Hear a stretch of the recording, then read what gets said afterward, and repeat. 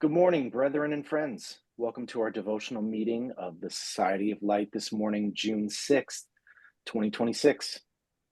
It's great to meet with you all again to support the progressive moral science of Masonry, whose only objective is to awake the human soul into a higher way of living and to a new understanding of our purpose on earth and our responsibilities before God and humanity.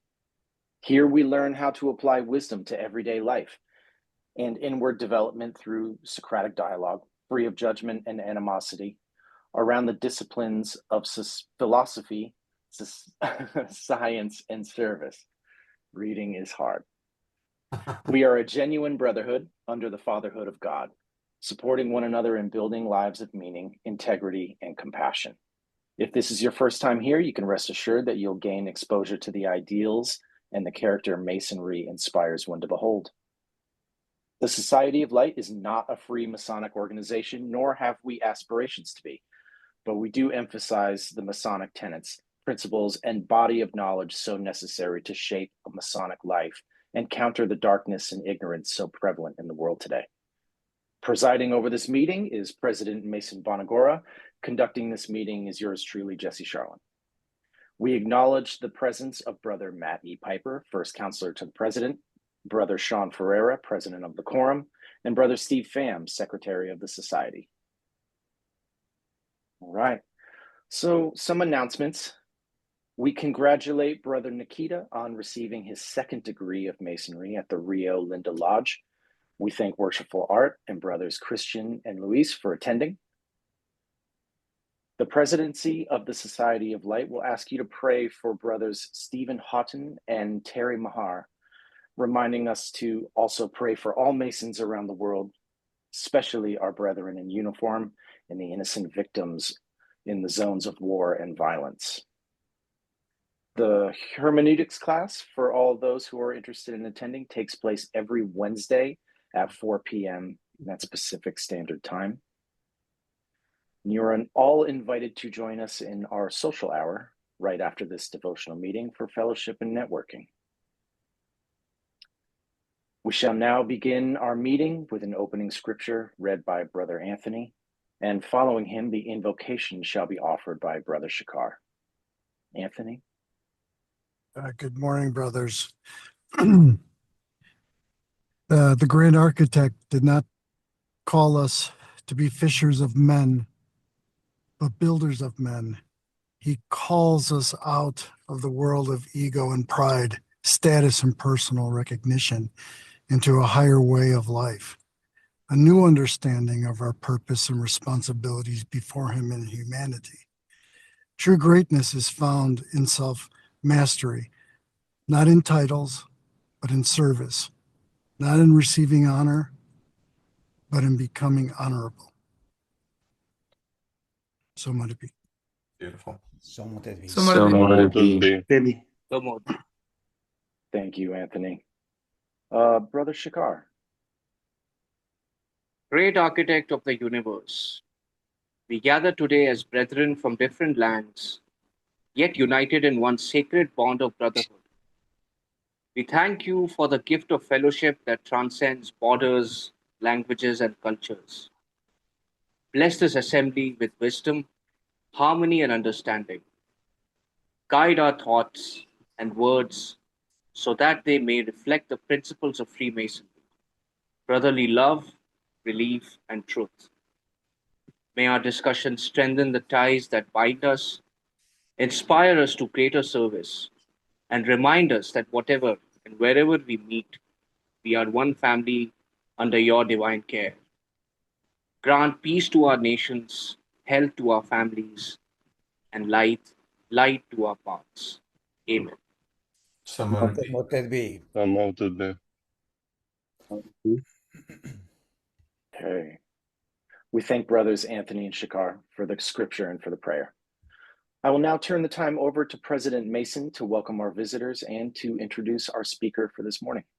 President Mason. Since President Mason is right now at the market, if you allow me, President, Charlan, to be able to welcome the people here this morning. We have several worshipers, masters accompanying this morning.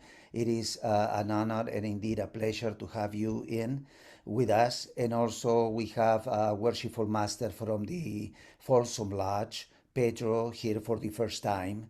And if there is any other brother that I am failing to recognize for the first time, please make yourself known. And but indeed, I also have the honor to introduce our speaker, Brother Matt Piper, who will deliver us the theme or the topic, the hidden cost of withholding truth, freedom, and authentic relationship. Brother Piper, mind you, is a 32nd degree in the Scottish Rite of the state of California. He is a brother who we thank the Grand Architect for serving us as the first counselor to the president. He is the main speaker in the Society of Light, and he not only speaks well, but he embodies the principles of our institution well. And with you, with no further ado, let me introduce to you Brother Matt Piper with his class. Thank you so much, Brother Lewis. Okay, so as Lewis said, the title of this is The Hidden Cost of Withholding, and this is a call to a more radical honesty in our personal dealings. Okay, good morning. Over the last several months, I found myself returning to the same realization again and again. Not through any privileged knowledge or secret understanding, but through something present in ordinary human interactions. In conversations, intimate relationships, in misunderstandings and disappointments. In moments where something felt off, but no one was saying what was actually happening. The realization is this: much of our suffering comes not from truth itself, but from our attempts to avoid it, distort it, and conceal it. The more I look at my own life and the lives of others, the more I see how much energy is spent trying to get what we want without directly admitting what we want. In many cases, it's a way of avoiding responsibility for communicating our needs. We want appreciation, but we don't ask for it. We want affection, but we pretend not to need it. We want help, but we wait for others to notice. We feel hurt, but we say we are fine. We want change, but we never have the conversations that might lead to that change. Then, when our needs go unmet, we find ourselves confused, disappointed, and resentful. It's almost as if we expect others to follow a script that exists only in our own minds. And when they fail to follow the script, we experience it as a failure on their part. Yet often they never knew the script existed. I once heard someone describe many relationships as tentative negotiations between two people who are secretly hoping the other will magically figure them out. The older I get, the more wisdom and truth I see in that observation. How many conflicts begin not with malice, but with assumption? How many resentments begin with expectations that were never spoken aloud? How many disappointments arise from agreements that existed only in our own imaginations? What fascinates me is that we often experience these situations as betrayals. We feel genuinely wronged. Yet if we slow down and examine what happened, sometimes we discover that nobody actually broke an agreement. There was never an overt agreement to begin with. There was only a hope, an expectation, a silent contract that the other person never signed and perhaps never even knew existed. In addition, I think many of us spend years learning how to influence outcomes indirectly. We hint and we suggest, we imply, we maneuver, we hope. Sometimes we become masters of subtlety. What we rarely become are masters of directness. Directness requires something many of us find uncomfortable: vulnerability, ownership. There's something profoundly vulnerable about saying, "This hurt me," or "I need your help. I want more from this relationship. I don't understand," or "I'm afraid," or "This is what I actually want." Many of us would rather strategize for months than risk 10 seconds of honest disclosure. As I've said in past discussions, when I was younger, I struggled with social anxiety and shyness. Many of my needs went unmet, not because others were unwilling to meet them, but because I couldn't reliably summon the courage to express my needs. Sometimes I remained silent for so long that I lost touch with what I actually wanted. The desire to avoid discomfort became stronger than the desire to pursue what mattered to me. Looking back, I could see that many wishes, opportunities, and relationships might have unfolded differently had I simply found the courage to speak honestly. Instead, some of those possibilities quietly dissolved, leaving behind a lingering sense of unhappiness and, perhaps more importantly, a feeling of self-betrayal. What I eventually realized was that the pain was not coming primarily from rejection. More often, it came from never giving reality a chance to respond because I had never fully revealed myself to it.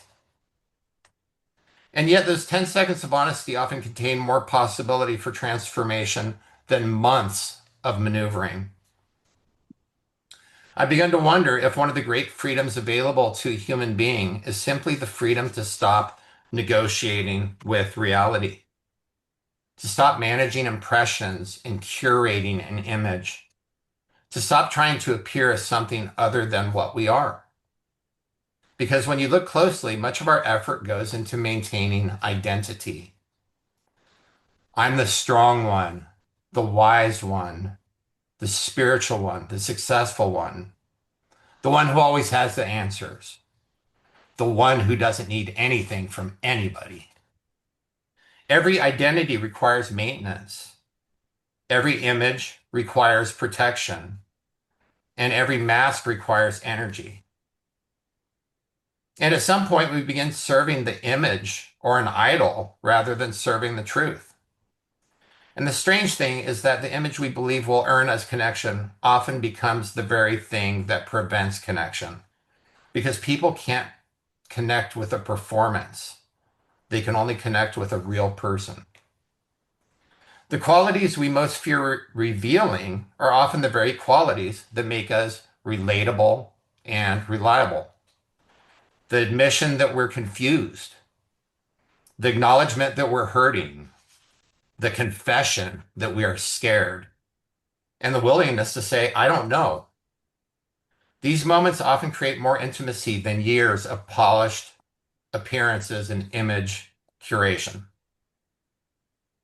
I sometimes think of withholding as a form of distance, not because anyone is malicious, but because separation can feel safer than vulnerability. Every time we hide something important, a little distance is created. Every time we avoid a difficult conversation, a little distance is created. Every time we choose strategy over honesty, a little distance is created.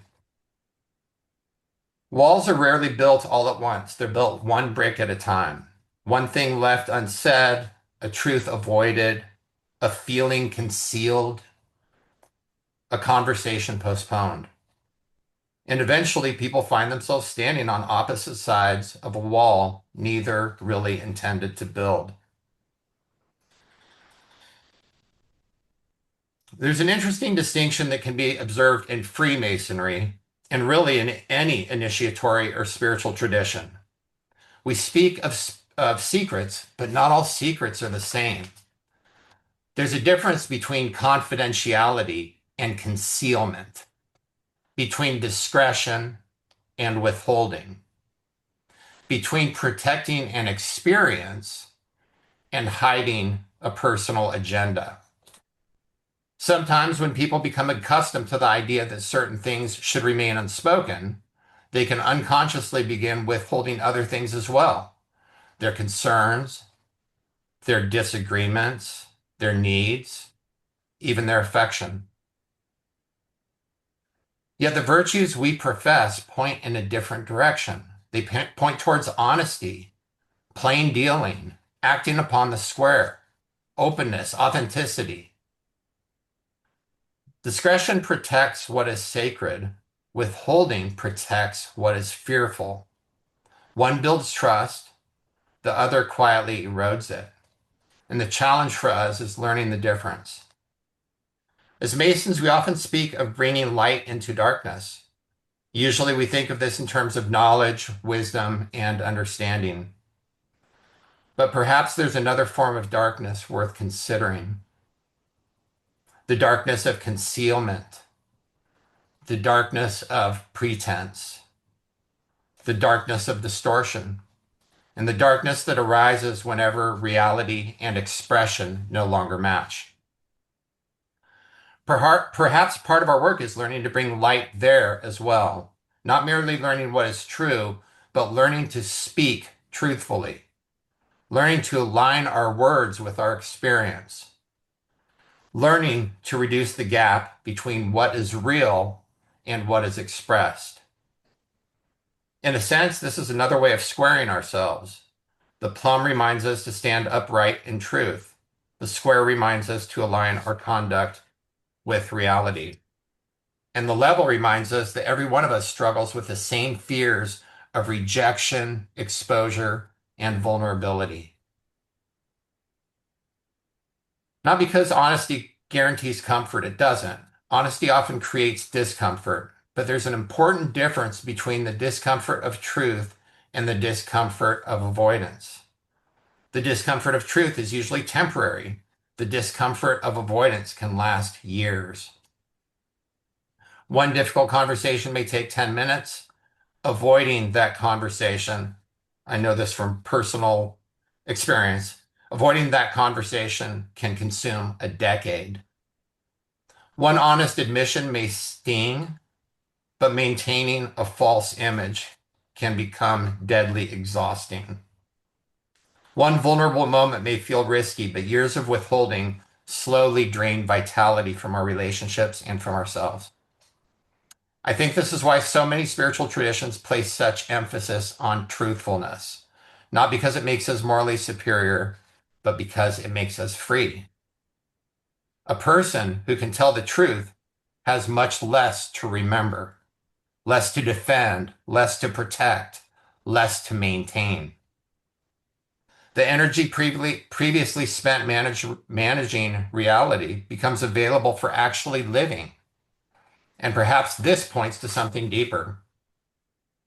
Many traditions suggest that suffering arises when we resist what is, when we cling to images and identities, when we attempt to control reality rather than participate in it. The false self is constantly asking, how do I appear? One seeks approval. The deeper self asks, what is true? One seeks approval, the other seeks reality. One seeks control, the other freedom. As I reflect on all of this, I find myself wondering whether radical honesty is less about speaking and more about surrender. A surrender of image and strategy, a surrender of manipulation and control, a surrender of the exhausting effort required to maintain multiple versions or stories of ourselves. What would happen if we simply told the truth more often? Not every thought or opinion, not with any kind of cruelty, not without wisdom, but with sincerity, responsibility, and courage. Thank you. Thank you very much. Thank you, Matt. Okay.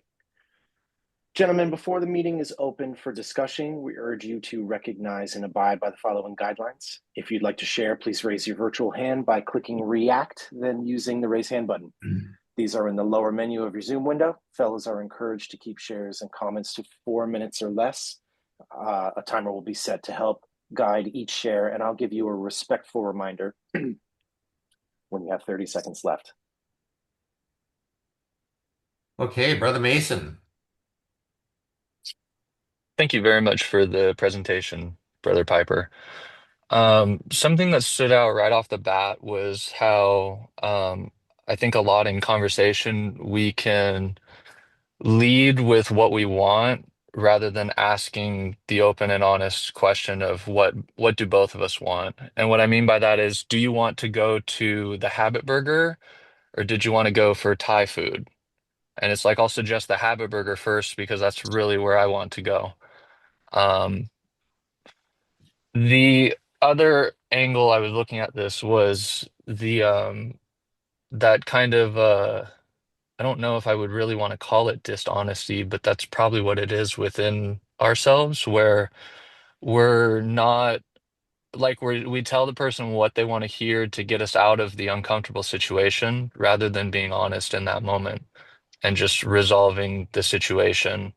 And then we can even take that little discrepancy and then use it against the person in later points to where it can actually kind of deteriorate the entire relationship or what was to be. Um, so I think it's very interesting, Brother Matt, how much although we analyze all this stuff from the past, whether it be 1 year ago, 1 hour ago, or a decade ago, how can we not only identify it, but not allow it to continue to be a crutch, continue to be a shackle to where we find ourselves repeating the same situation time after time after time, convincing ourselves that we know like where that rope is to help us get out of this, but we would rather sit in the uncomfortableness because that is the comfortability. Um, so yeah, I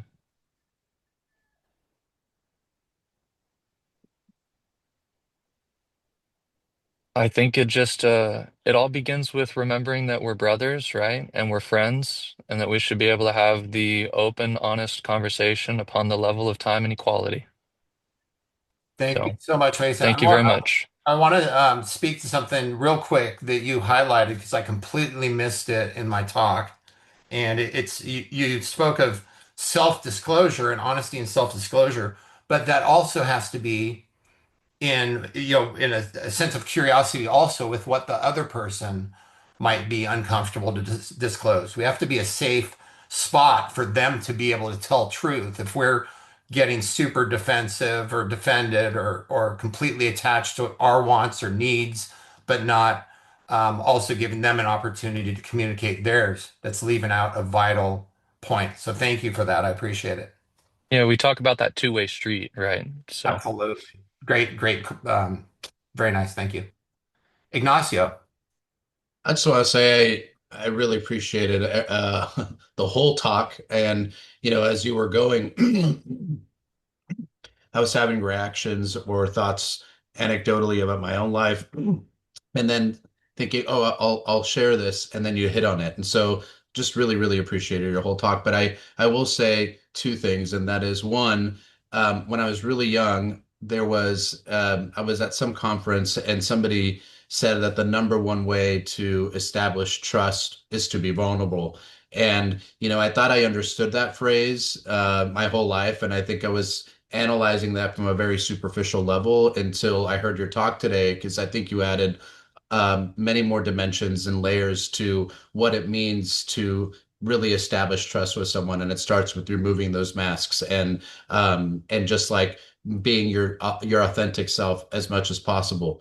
But there was one angle that I think you made me think of, and that is when we're talking about withholding, a lot of what you were sharing was withholding our words, withholding our wants. But I think there's an important thing that I certainly still challenge myself with, which is withholding our absence. And what I mean by that is that many times, even if we're not saying anything, we're not being truthful if we are sharing our presence and our awareness in a moment with people or in a setting or in a context where we don't want to be in that moment.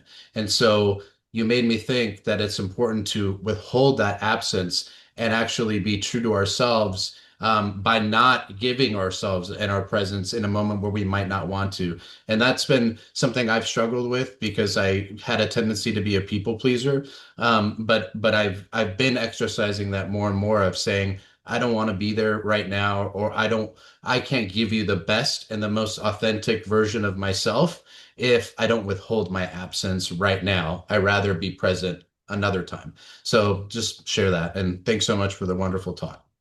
Amazing. Thanks, Ignacio. That's such a key point. I too am a bit of a people pleaser, and being able to say no and be honest about that and honor it is absolutely important. Thank you for bringing that to light. Brother Lewis. Good morning, brethren. As the scripture that Brother Anthony Herrera read this morning, that we have not been called by the Grand Architect to be fishers of men, like religions do, but to be builders of men. And thinking about that building business in which we are all engaged, it also says that building doesn't go without teaching. We teach with our examples. Of all the accusations that Masons have been dealing with, I hope that among us there is no doubt that Masonry is a way of life, and is a way of life simply because truth and morality is what direct us. So that forces us, that points before us a clear path to follow. Are we going to be real Masons, or we are going to be just Freemasons, members who pay their annual dues? And let us remember that when we promised to the Grand Architect to be better men, we were promising not to be better members, but to be better men than when we were before. And that alone should distinguish us from anybody else's. If you cannot be distinguished from the people that you work with, that you walk with in your daily life, then you are not a true Mason. And what Brother Ignacio says, yes, it's true. We are dealing with a lot of hypersensitive on the other side in the world today, and people that might get offended if we say the truth of what we are thinking about. But first and foremost, my brothers, we are teachers. And the best way to teach is through our examples. We cannot tell people you should not steal, and that is precisely what we do. And therefore, it really is a challenge for any human being to become a Mason. And that brings me also to mind one of our sailors in the Society of Light. I met him when he was out still in the world. And he was fascinated by the symbols that I have in the back of my car, and fascinated for what he has heard and watched in the movies and heard about Freemasonry and all.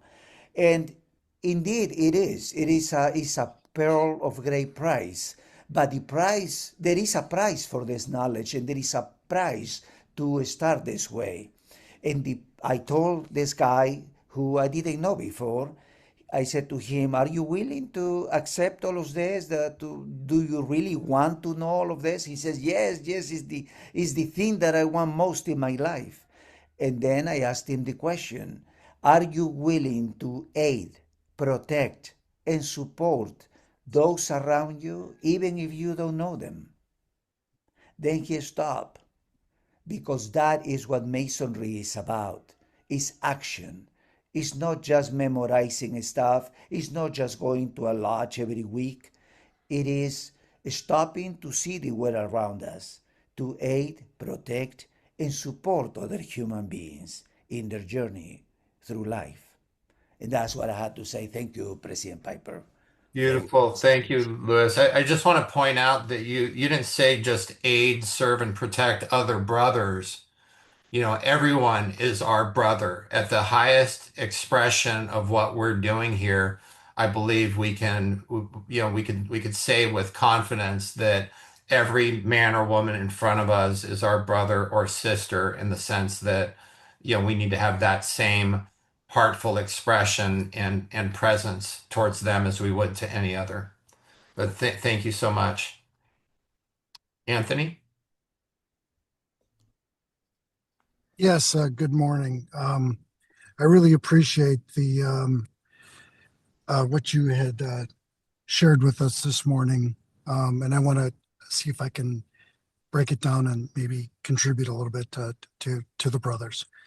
Um, the the truth has always been through our consciousness, and when I go back and I say TEA, which is the thought, emotion, and action, it's always the thought of the intent and the creation of what's about to follow. And then the heart is really the one that really says it feels good or feels bad. And that's really the consciousness of doing the right thing and the truthfulness of sharing truth. Because in essence, the truth, when you speak truth, it becomes a frequency. And that is a frequency that needs to be shared. You're healing yourself through your heart, through truth, frequency. And you're actually healing the other heart by telling them the truth. When you think of galactical societies and you think of the fifth, sixth, and seventh dimensions, they have a protection mechanism. So we were born with our parents telling us things that were protective of truth. And in that, they were not hurting us or lying to themselves, but their intent was to protect us or not share things that didn't need to be shared at the time. So there is a consciousness of the intent. And the action is protection, number one. And obviously the healing frequency to yourself and to others is as you move on to of truth and sharing of good frequency. That's all. Thank you. Thank you so much, brother. So thought, emotion, and action. Thank you. Jesse. Matt, thank you so much. This is a great topic. I mean, especially when we're thinking about relationships and how we present ourselves, how we relate to each other. I mean, mind reading is one of the worst things, the most destructive things you could do in a relationship. That sense of like, I need you to read my mind so that you should understand what I'm feeling and act accordingly to that. It's so destructive. So I'm so happy that you're highlighting this because I mean, I talked about it a little bit last week. Like I'm going through this right now, So thank you for highlighting it. I think like you said, it boils down to fear, right? In the most negative sense, this is a fear of being judged, maybe a fear of putting yourself out there. But in its most positive sense, it could be a fear of injuring the other person. I'm not going to say that truth because I don't want to hurt you in any way. But like you said, that sting ends up being a much more corrosive, agent for a relationship moving forward, So it's like the lesser of two evils. I think what I maybe want to offer everybody and myself is if you find yourself withholding that honesty from the world, right? We all do this. Um, what's a negative thing that says about you, even if you know it's not true, but there might be a little hint of it that still believes it? Because for those of us that do withhold some things, we all do this, and oftentimes it's not intentional, and oftentimes in the best way, you're just trying to not hurt the person next to you all the time, right? Or be that nagging person, there's a little bit of truth in how you would feel if you think about what that really says about you in the most negative sense. Maybe it means that if I don't want to hurt that person, maybe that negative thing means I'm a hurtful person, right? And if you can hold that up and kind of look at it for a second, even if it's not true, even if you don't, but there's a little part of you that kind of believes it, you can kind of find your way out of that quagmire, and then you can start to maybe implement some things that you would like to do. Like, well, if I'm afraid that I'm a hurtful person, then how can I be better? How can I embrace my brothers, or embrace my family, or embrace my friendships, and how can I cultivate a better friendship, So thanks to everyone who has already said some things. Ignacio, that was beautiful. I absolutely resonate with that. Yeah, this is a great discussion. Thank you all for participating, and thanks, Matt. Great job. Brothers, for all those who are just joining now to us, Brother Summers and Brother Tyler, we are talking about how the hidden cost of withholding truth, freedom, and authentic relationship affects us. And Anthony, I don't know if you didn't put your hand back down, or if you're coming through again. Brother Terry Maher would like to also raise his hand, but he cannot find the virtual hand. Oh, got it. Okay, let's go with Valdir, please. Thank you, brother. Thank you, brother Matt, for your paper. It resonated a lot with me because, like many who have stated, I also was a people pleaser. I chose not to speak my feelings or my thoughts, afraid of repercussion. And it took me to hit rock bottom to realize a number of things. Number one, I've never learned how to set boundaries with other individuals, particularly with those that I feared the most, who were my parents, right? And others. I was taught that love was conditional, which is not true, in my opinion. And when I was a child, and then I had to rewire my brain to this day where I'm still learning that that is not the case. And then most importantly, I think the most destructive force for any person from within is the withholding of your thoughts and feelings, right? First, definitely should learn how to express them in a constructive manner, not an accusatory manner. But most importantly, we need to be able to discuss them because that is extremely healthy for us, right? And it's funny because it took me 5 years of sitting in the East, yes, 5 years, of doing initiations in our ritual, that our ritual is designed, as our European brothers and sisters say, it's an emancipation of the mind, because a lot of it hinges upon the candidate to declare that they want to proceed. If they at one point they say, no, I don't want to do this anymore, you know, we try to understand why and to make sure that they intend to say no. And then they stop. The whole ceremony just stops. We take them outside the lodge, we close lodge, and we say our goodbyes, give them their money back, and bon voyage, right? Luckily, that hasn't happened yet, but I have spoken to people that does occur.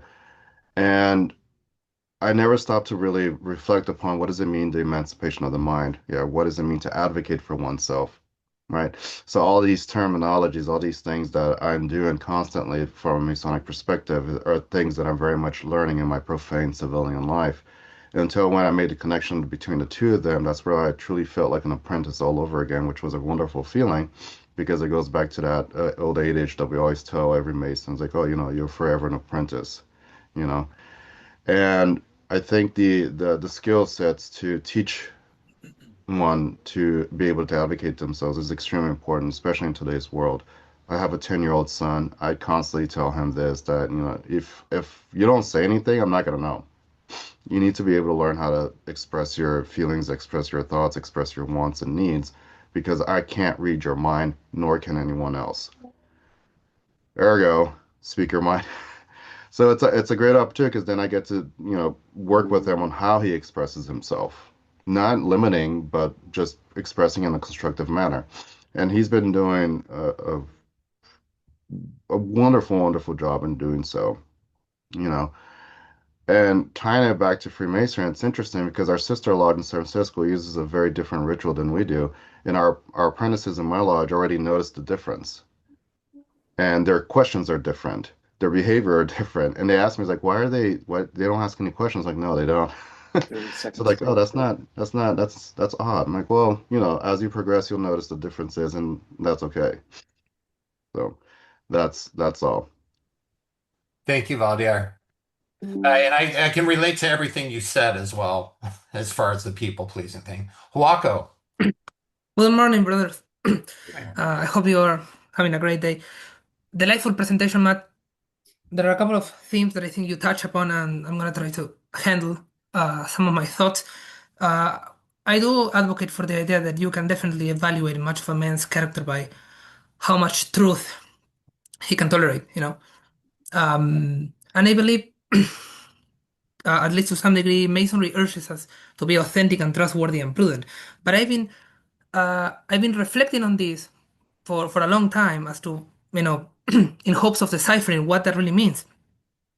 And I see, just to give you a more relatable example that may resonate with you, I found this sort of poisoning, even toxic demeanor of putting up a facade, a persona, like some psychologists like to call it, which is this idea of presenting to the outer world an idea, essentially, because it's not a person, and we know that um, we don't value or uh, hold in high estimation people, but actually ideas. That's what we feel most drawn to.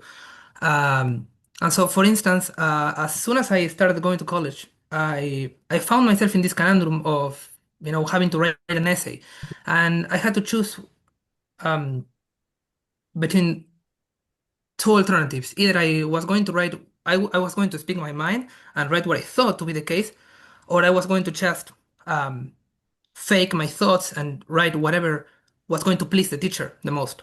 But I felt, and I did that for the first 3 weeks.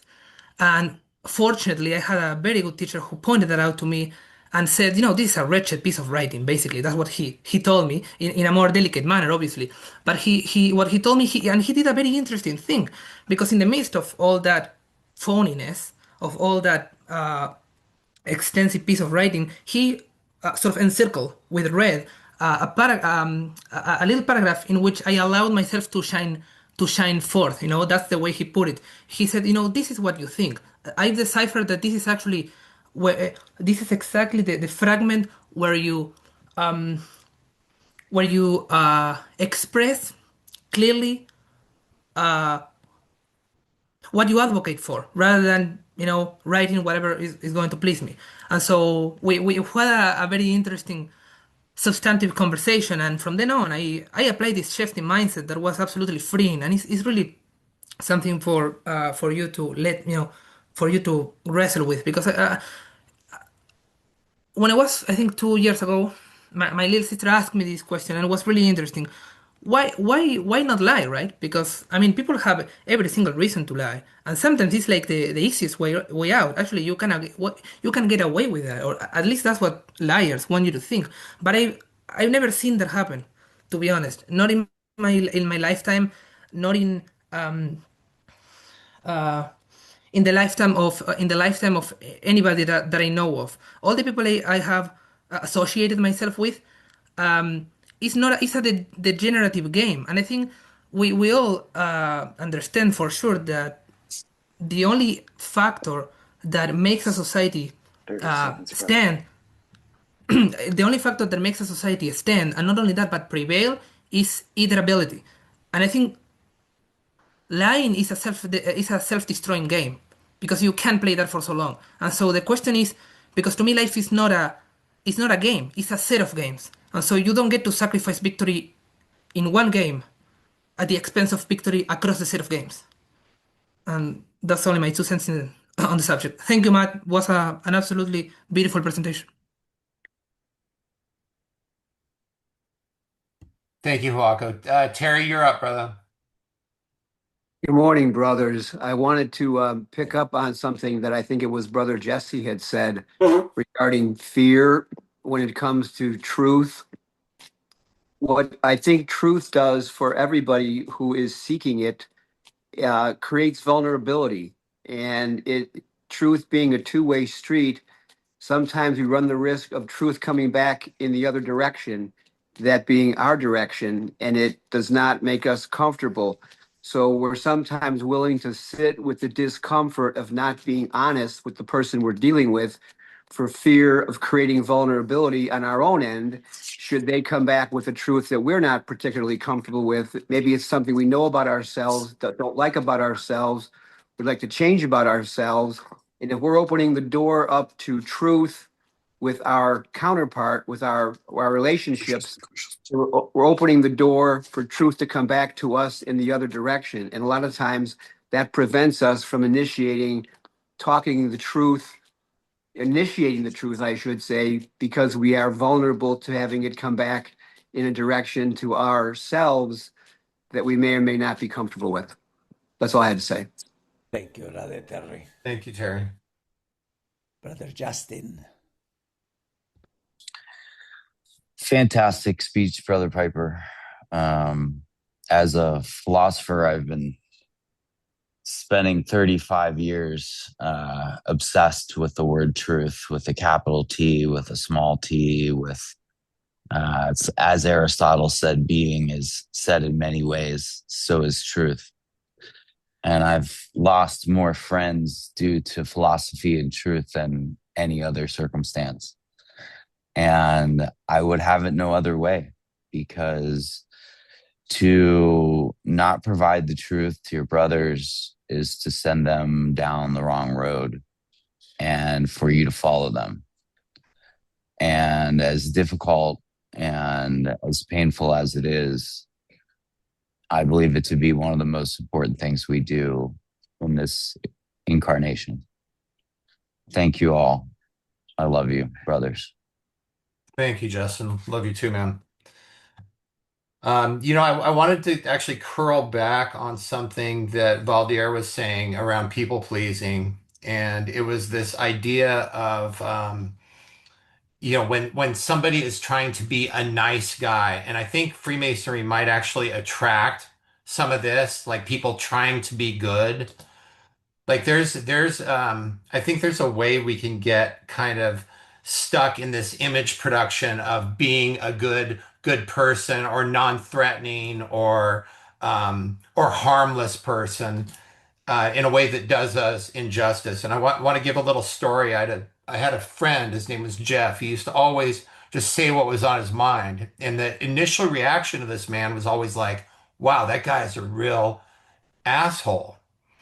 But as I went on and engaged him more, I found myself very appreciative, because I was always posturing to try and be inobtrusive or like harmless in some way. Like I was always trying to be something, whereas he was just saying what his observations were at the time. And I think if one can do that with compassion, and also, like Terry was talking about, not be defended when it comes the other way, if you can know that you really have there's no danger to you from the truth unless you're putting up an image that you're trying to defend. If you can be open both ways, you got it dialed. It's an easy life, I think. Yeah. All I wanted to say. Brother Ignacio. I just have a reaction back. I'm glad you shared that, because my absolute best friend in the world, we've known each other, 13 years, and his name's Matt. And I had the exact same kind of situation where my first impression was he's a complete asshole, and then it is one of the longest like relationships with a non-family member that's a guy that I've ever had, and it's because I never have to wonder what he's thinking, and I know that he is absolutely presenting truth, and that just it just disarms me in a way that is so comfortable. And so I guess the flip to that, I'm glad you shared that, is that how are we showing up in that way to other people, and challenging ourselves to do that more because even if it's uncomfortable for a bit, the meaningful conversations we can have and the value of sharing each other's consciousness because we are disarmed when we're together is a beautiful thing that we should all aspire for. So just you made me laugh, but I also just really resonated. So thank you. Brother Thanks, Sean. Ignacio. Sean.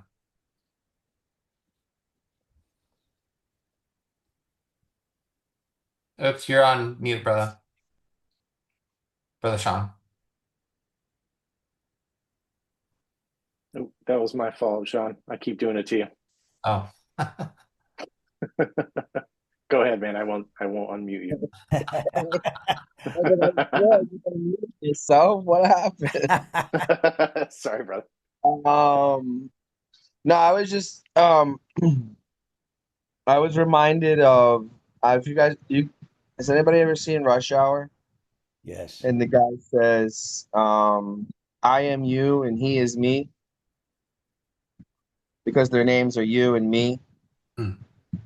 But you think about it, it's really making like a statement, almost an esoteric statement, like like we are each other, and we know the more we put this like idea in our mind of who somebody is before we get to know them sometimes. But once we really get to know somebody, I feel like the I mean, sure, there are certain people that we may never get along with, but I feel like for the most part, you know, um, you can find common ground and some sort of kinship with people beyond what most people are willing to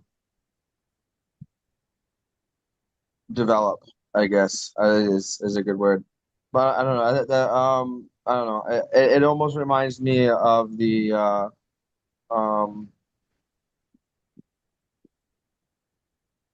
just the idea that we have to think outside of the box and really like I said, not the old cliche phrase like don't judge a book by its cover. I mean but it really is true. That's it. Brother Steve. Good morning, everybody. Glad to see you all here. Good morning. Matt, very poignant and powerful sharing, my brother. Just makes me think about my going back almost 10 years now that I'm a Mason, and even before that, it's the reason why I had this discussion with Jesse the other day, yesterday, I think. Sorry, Jesse, my mind goes up these days. I don't even know what day it is sometimes, but we sat down and talked about masonry and why I became a mason and the long path, and my journey in masonry has taught me three things. I could be one of the three people. I could be the creator that makes things happen. I can be the observer just to sit there and watch things happen, or I can be the bewildered wondering what the hell just happened. So I always kind of model my life and even my faith in that, and looking at what it is that's being presented. Truth. Everybody thinks they want the truth. Everybody thinks they have the truth. Everybody wants to share the truth.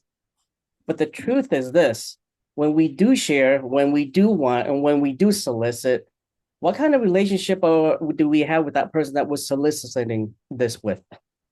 Because if it's a passerby, they don't know you. They don't know how you operate. They don't know how you act. They don't know what you've done. They don't know, what you're intending to do versus somebody that maybe sits in the lodge and observed you and known you for a few years.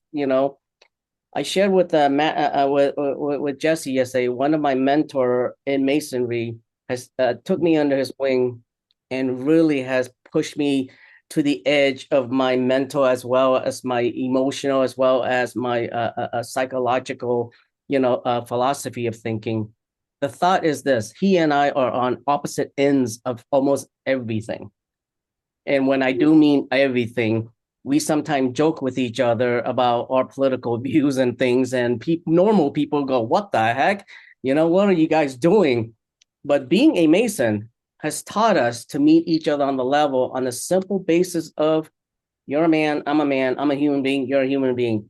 There are things I like to learn from you, and there are things that I want to teach you. And it took me a while to figure that out because Masonry breaks all the rules of everything else we've been taught. Stay out of other people's yard, get off my lawn, and I'm protecting everything that I have, including my thoughts. What am I trying to get here, guys? It's not what we hold on as the truth. It's how we present it and how we live it. And Brother Luis, Brother Ignacio, Brother Valadar, has said it. It's this thought. What are we doing with what we're given that we can share with others without beating them on the head? That's what society wants us to do these days, is beat each other over the head with what we think is right. But Masonry says we're meeting on a level. We're meeting as equal. How can I make your life better by helping you?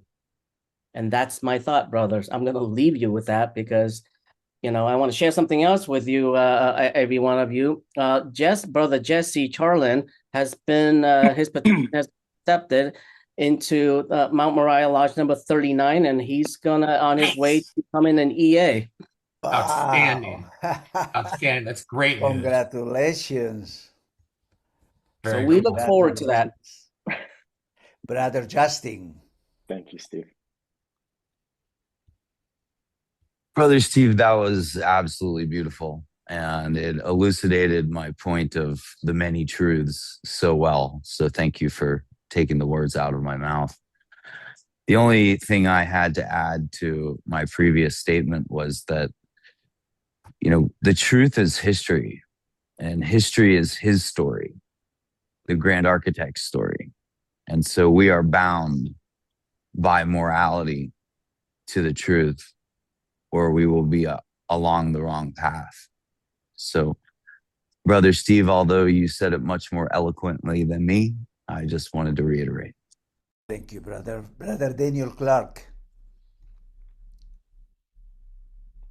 Yeah, I like what Stephen said about the truth. It's about how you present it, because I'm a truth person, but I'll give you an example. My great uncle was a master mason, head of the Aurora Lodge in Brainerd, Minnesota. And sometimes when he would say things to people, a lot of people hated him because he would tell the truth, and sometimes he didn't present it very well. Like you could probably lose 10 pounds or say something. And so I really, that was my question about presenting the truth. And I think Stephen answered it. So the truth is good, but find a way to present it in a way that you don't upset them, because we live in a different world now where whatever you say, it seems like you say the truth and then you're the bad person. So I think presenting it is a good way to go, like Stephen said. Thank you, brother Daniel. I did want to just add back to the earlier comment about truth. There's truth with a small t and truth with a capital T, and we don't want to conflate our opinions with truth. And so there's a dividing line there. Just wanted to speak that. All right, everybody. Because we are at 10:31, let's close out the meeting today and get into the happier hour. Okay, my brethren, this has been again another great gathering of minds. We thank you for dedicating this hour to spend it with your brothers and for the fellowship and sharing. Your input and energy with us has been edifying. We hope you all enjoyed this devotional meeting. We invite you to hang out with us in our social hour following the meeting if you have the time. I will be reading the closing scripture, and the benediction shall be offered, well, in lieu of Josh not being here. Brother Luis, would you be willing to offer the I benediction? believe Brother Joshua is there with Brother Mason. There is two people in the screen. Yeah. Okay. Yeah. Okay, then we'll kick it over to Brother Joshua for the benediction. Stand by. Okay. Behold, how good and how pleasant it is to the grand architect of the universe for brothers to gather together in unity. Brother Joshua.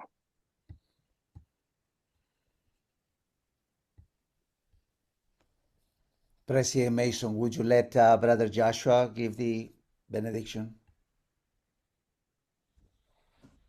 Oh God, we thank you for allowing us to gather here today, together in unity, not divided by distance, time, race. I thank you for the fruitful conversation. I pray that all the brothers that were blessed to hear what was discussed can truly internalize the wisdom that was talked about. And I hope that we can carry that wisdom in applied action throughout our week and the weeks to come. I pray that you will continue to do not allow for our feet to walk where your unwavering light cannot protect. I pray that your spirit that is housed within the temple of each of us will continue to commune with our spirit and leading us towards a righteous path in your holy name, O God. We do not only serve you, but serve our fellow man. And I say all these things in your holy name above all. Amen. Promoted be. Tomorrow be. President Thank you, Brother Mason. Mason. Okay. As we move into the happier hour, this is a more open social space to connect, ask questions, share thoughts, simply get to want to know each other better. There's no pressure to speak, but if you didn't get a chance to share during the meeting and you would like to, this is a great time. We just ask everyone to recognize your responsibility for the energy you bring and help keep the space respectful, welcoming, and generous. Thank you.